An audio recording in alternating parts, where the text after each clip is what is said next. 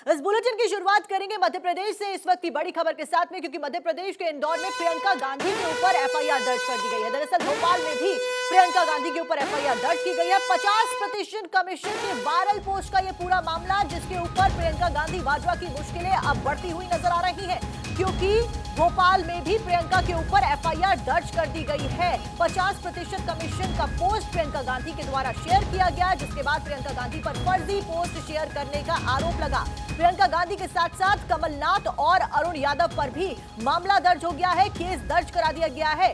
BJP ने जांच के बाद पोस्ट को बताया था फर्जी। तो देखिए, भारतीय जनता पार्टी आरोप लगाती हुई नजर आ रही है कि जो पोस्ट प्रियंका गांधी वाड्रा ने यहां पर शेयर किया है वो एक फर्जी पोस्ट है और उसमें जो जानकारी दी गई है वो झूठी जानकारी है। ये आरोप यहां पर प्रियंका गांधी वाड्रा के ऊपर लगाए जा रहे हैं। प्रियंका गांधी वाड्रा ने 50% कमीशन का पोस्ट शेयर किया और मध्य प्रदेश में विधानसभा चुनाव के पहले राज्य को भाजपा सरकार को घेरने के उद्देश्य से कथित कमीशन खोरी को लेकर कांग्रेस महासचिव ने ये पोस्ट शेयर किया। तो देखिए, ये पोस्ट अब लगातार सुर्खियों में बना हुआ है और विवाद इसके ऊपर खड़े होते हुए नजर आ रहे हैं, जिसके बाद इसको अलग अलग तरीकों से जोड़कर भी देखा जा रहा है, क्योंकि कमीशन खोरी के आरोप कांग्रेस पार्टी ने भारतीय जनता पार्टी के ऊपर कर्नाटक चुनाव से पहले भी लगाए थे और एक बार फिर से ये कमीशन खोरी का मुद्दा कांग्रेस पार्टी ने उठा दिया है और इस तरीके का पोस्ट शेयर किया है, जिसके ऊपर राजनीतिक गलियारों में अब सियासी हंगामा मचना शुरू हो गया है। और कर्नाटक चुनाव में हमने देखा किस तरीके से 40% कमीशन खोरी का आरोप सरकार के ऊपर लगाया गया था। वहीं इस बार की अगर बात करें तो इस बार 50% कमीशन के बारे में दावा ठोका गया है। प्रियंका गांधी जी, ये कमलनाथ जी, दिग्विजय सिंह जी, अरुण यादव जी, इनने पहले आपके भाई से झूठ बुलवा दिया मध्य प्रदेश में 2 लाख के कर्जा का, और अब एक आपसे झूठे पत्र के आधार पर ट्वीट करवा दिया, आपको झूठा साबित कर दिया। कांग्रेस के प्रति लोगों में पहले से ही विश्वास नहीं है और आपके इन झूठे ट्वीटों से तो आपके बारे में विचार ही खंडित हो गए उनके। अरे कांग्रेस के लोगों, मैं आपको चुनौती देना चाहता हूं। कौन अवस्थी जी हैं, कहाँ रहते हैं, क्या करते हैं, ये संस्था कौन सी है जिसके आपने ट्वीट किए हैं, इनको स्पष्ट उजागर करो, वरना हमारे पास सारे विकल्प खुले हुए हैं कार्रवाई के लिए। और ये गंदी राजनीति बंद करो। ऐसे आप कोई को फ्रेम नहीं कर सकते। जनता आपके बारे में धारणाएं लगातार गलत बनाएगी। तो देखिए, नरोत्तम मिश्रा को आप सुन रहे थे, जो कि सीधे तौर पर यह आरोप लगाते हुए नजर आए कि यह पोस्ट झूठा है। वहीं प्रियंका के ट्वीट पर बीजेपी ने भी पलटवार किया है। मुख्यमंत्री शिवराज सिंह चौहान को खुद सफाई देनी पड़ी और इसे सरासर झूठ उन्होंने बताया। शिवराज ने कहा कि यह वायरल चिट्ठी मुझ तक पहुंची तो मैंने इंटेलिजेंसी को जांच करने के निर्देश दिए। प्रियंका गांधी बेटी कॉन्ट्रैक्टर की चिट्ठी लिखा, 50% कमीशन मांगा जा रहा है, जांच करो। कमलनाथ की मध्य प्रदेश का हर नागरिक है या तो भ्रष्टाचार का शिकार है या भ्रष्टाचार का गवाह है। 50% कमीशन मध्य प्रदेश की बीमारी बन गई है। इस रोग का निदान सत्य के लिए मतदान। अब देखो भ्रम कैसे फैलाया जाता है। अब इसमें जो करना है वो तो हम करेंगे। अभी रणनीति बनाते, लेकिन इस नाम का कोई आदमी नहीं, कोई संस्था ही नहीं, सीधे एक चिट्ठी लिखी और वायरल कर दो। और उन्होंने सोचा कि कर्नाटक में जैसे चला दिया उनने 40% या 50% चला दो।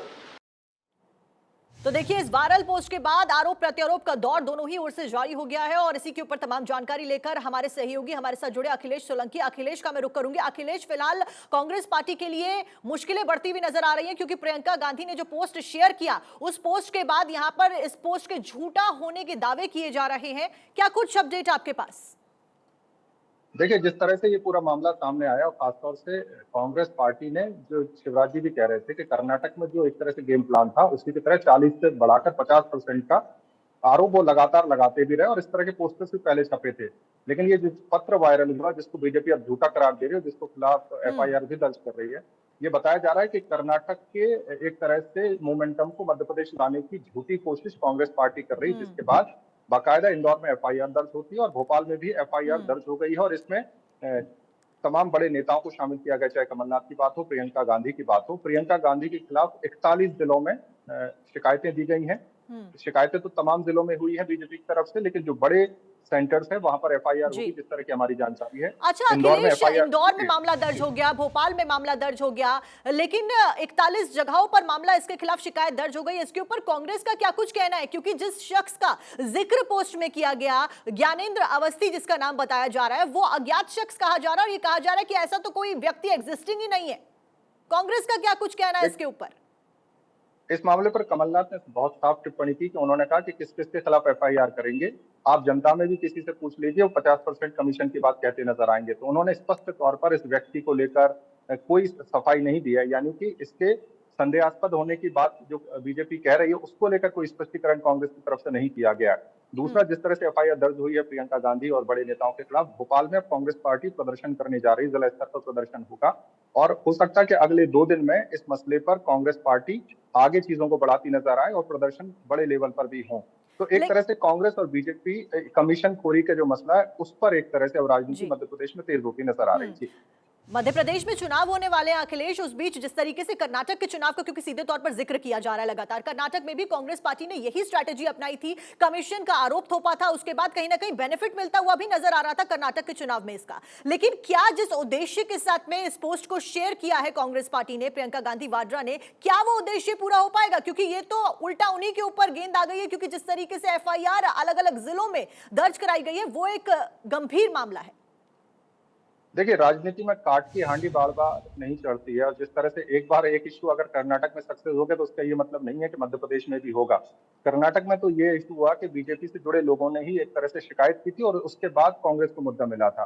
कांग्रेस उस मुद्दे को यहाँ लाना चाहती है और इसीलिए 40 से 50% कमीशन खोरी की बात कर रही है। हम कह सकते हैं प्राइमा फेसी कि कांग्रेस को ये फिलहाल इश्यू उल्टा पड़ता नजर आ रहा है, जिस तरह से प्रियंका के खिलाफ मामले दर्ज हुए। लेकिन सियासत में इस तरह के मामले जब होते हैं तो दोनों ही दल अपनी तरह से इसको भुनाने की कोशिश कर रहे हैं। चाहे बीजेपी हो तो बीजेपी ये कह रही है कि देखिए कांग्रेस के जो बड़े नेता हैं उन पर लीगल कार्रवाई हम कर रहे हैं और कांग्रेस इस मुद्दे को हवा देने की कोशिश करेगी कि 50% कमीशन का जो नारा है उसको और बुलंद करने की कोशिश वो करती नजर आ रही।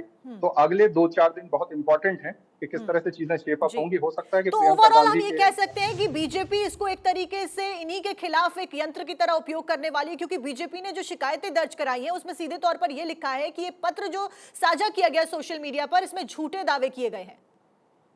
बिल्कुल साफ तौर पे, और ये साफ तौर पर मुख्यमंत्री के स्टेटमेंट से भी आपने समझ लिया कि हम लीगल कार्रवाई इस पर करेंगे। पार्टी पुरजोर तरीके से अटैक करेगी और सबसे देखिए राहुल गांधी अभी लीगल पलछड़े में पड़े हुए थे, जिसके बाद उनकी सदस्यता भी गई थी। अब इस तरह से प्रियंका गांधी जो कि मध्य प्रदेश की एक तरह से अनऑफिशियली जिम्मेदारी संभाल भी रही है, मध्य प्रदेश में उनकी बड़ी जिम्मेदारी है इस इलेक्शन को लेकर, उनको लीगल सिस्टम में अगर वो फंसेंगी तो कहीं ना कहीं दिक्कतें तो बढ़ेगी ही।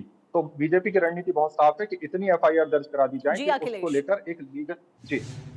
बिल्कुल अखिलेश, बहुत बहुत शुक्रिया आपका तमाम जानकारी दर्शकों के साथ साझा करने के लिए। फिलहाल मामला गंभीर है, आगे क्या कुछ इस पे होता है इसके ऊपर लगातार हमारी नजरें बनी हुई हैं।